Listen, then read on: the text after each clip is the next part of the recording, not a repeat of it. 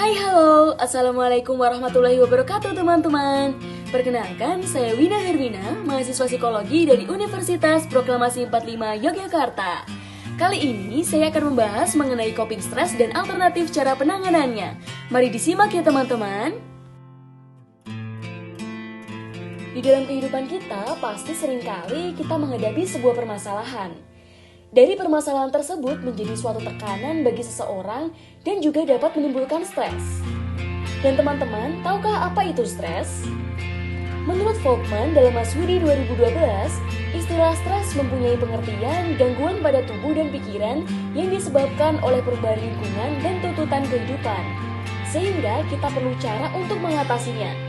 Dan hal tersebut dapat dikatakan sebagai coping stress.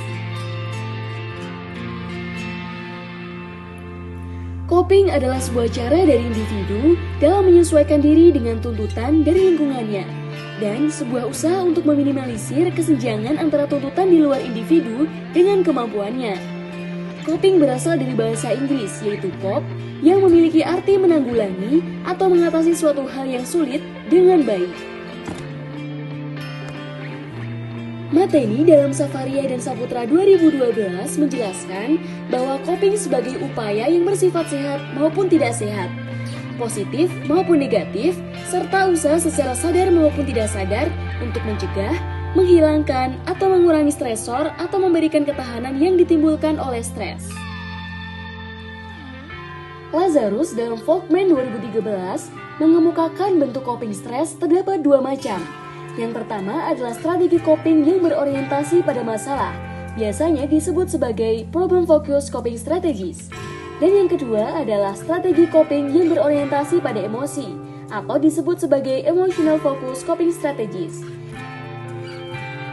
Terdapat aspek-aspek strategi coping dalam problem focus coping.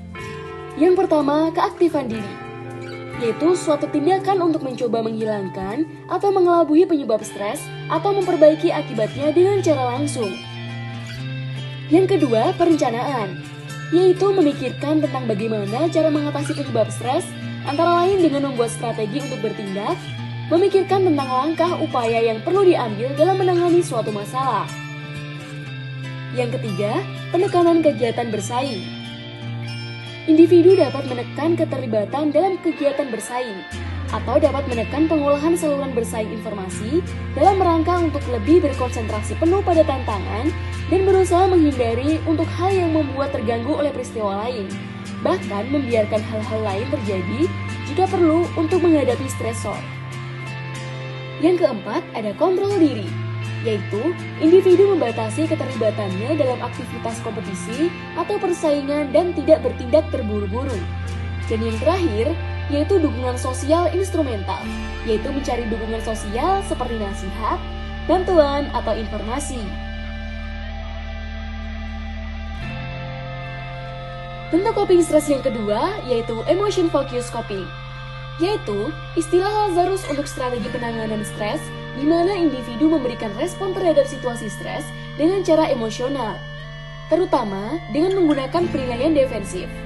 Emotional focus coping merupakan strategi yang bersifat internal.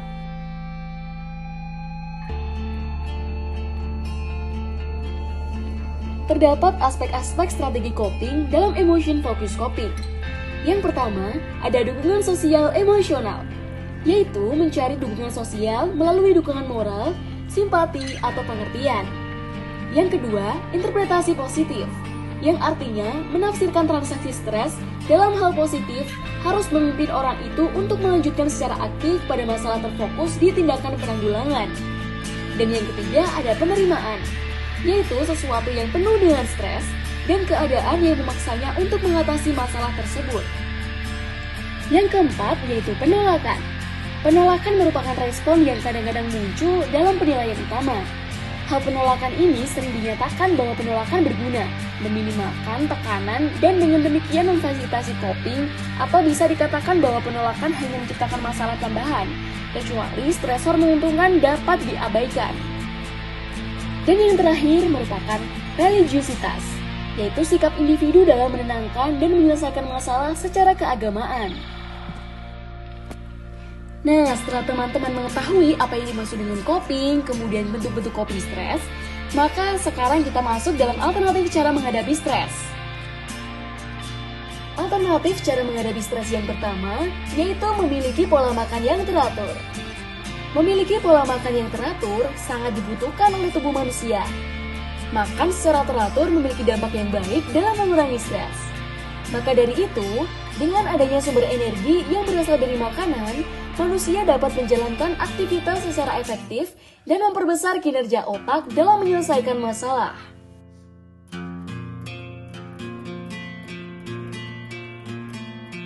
Yang kedua, yaitu olahraga secara rutin. Olahraga yang rutin dilakukan juga akan mengurangi stres pada diri manusia.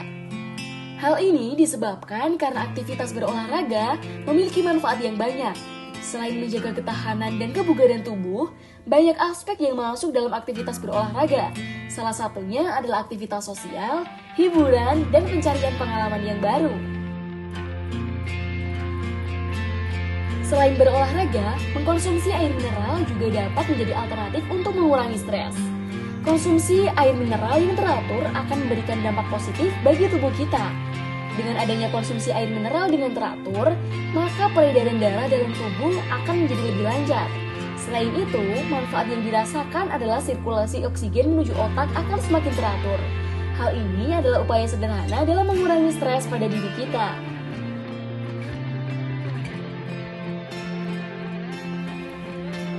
Selain itu, memiliki hobi yang positif juga dapat menjadi alternatif untuk mengurangi stres loh teman-teman. Hobi yang positif dapat meningkatkan imunitas seseorang.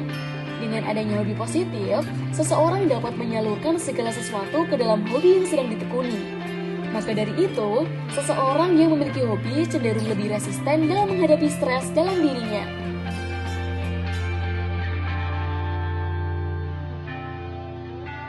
Dan alternatif yang terakhir untuk mengurangi stres yaitu berdoa kepada Tuhan.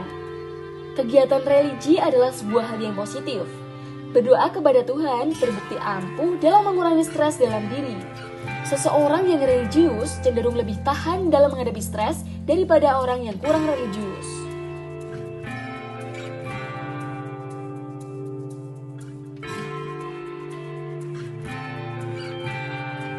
Mungkin itu saja yang dapat saya sampaikan mengenai coping stres dan alternatif cara penanganannya. Terima kasih, semoga bermanfaat. Wassalamualaikum warahmatullahi wabarakatuh.